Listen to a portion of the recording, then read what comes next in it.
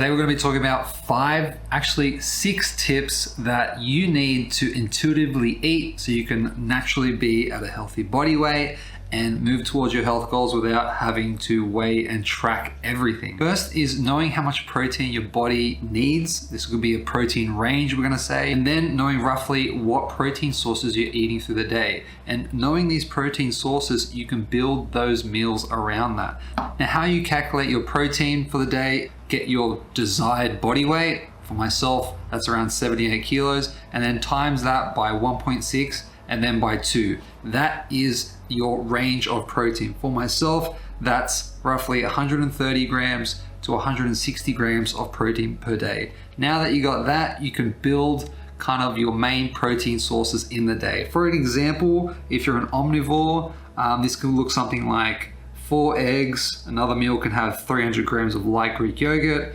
then 150 grams of chicken thigh, and then half a cup of dry lentils. Now, with these main sources of protein for the day, it only hits around 70 to 80% of my protein intake, or 30 to 60 grams more protein from somewhere else. And that's where you get it in the source of, say, if I have my chicken with some rice or some quinoa and some veggies. With my eggs in the morning, I might have some toast with some avocado. You'd be surprised how much it all adds up, and I should be able to reach either my 130 to 160 range of protein. If you scroll down to the bottom of the page, you'll see I've made 8 different examples of a day of protein. So you got 2 vegetarian options, 2 omnivore options, pescatarian, and vegan. The second thing to look out for is to understand your portions with dense foods like oils and carbohydrates. Now, if we just drizzle the oil in the pan for cooking, we'd be adding, 300-400 calories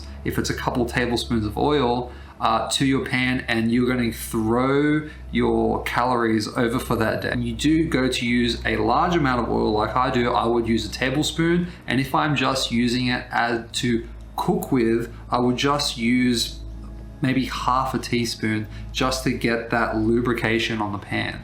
The second thing is to know how much these dense carbohydrates that you usually eat. This can be something like, I usually eat 150 grams of cooked white rice or half a plate of potatoes.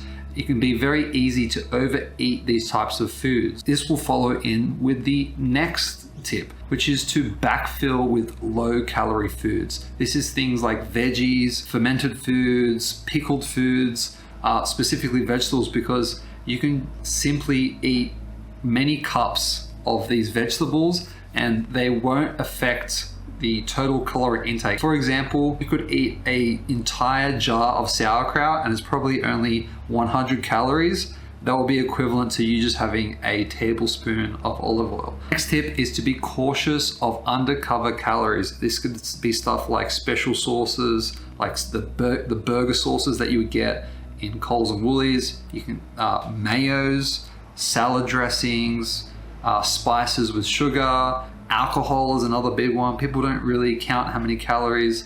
Alcohol, they can just look at like a low carb beer and they assume it's no calories. There is a lot of calories in alcohol, okay? That's not to say that they're bad, it's just to be cautious of how you are using them.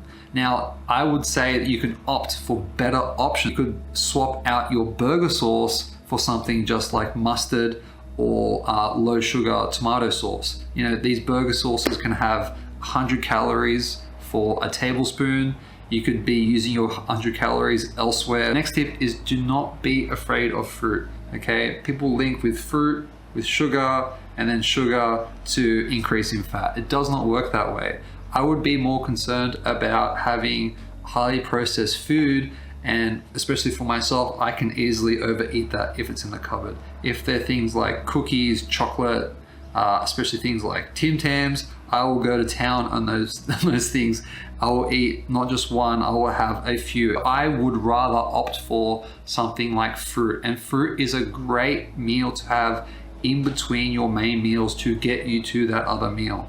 So eating something like 1 to 2 apples, which would only have like 100 calories, high water content, high minerals. And the final tip, and I reckon it is the most important, which is to feed the beast. Treat yourself. Once a week, opt for a meal out of your choosing. Go with whatever. Especially for me, it treats that part of me that wants to overindulge. And if I know on that Friday or Saturday night that I'm going to be enjoying myself with whatever meal I choose to have, it means during the week in my subconscious mind, it's telling me, oh, you don't have to overindulge now, or you don't have to have that sweet treat in the cupboard that you want so badly, because you're going to be enjoying something on Saturday night. Intuitive eating is not about a 6 to 8 week shred or bulk. Intuitive eating is about balance and sustainability.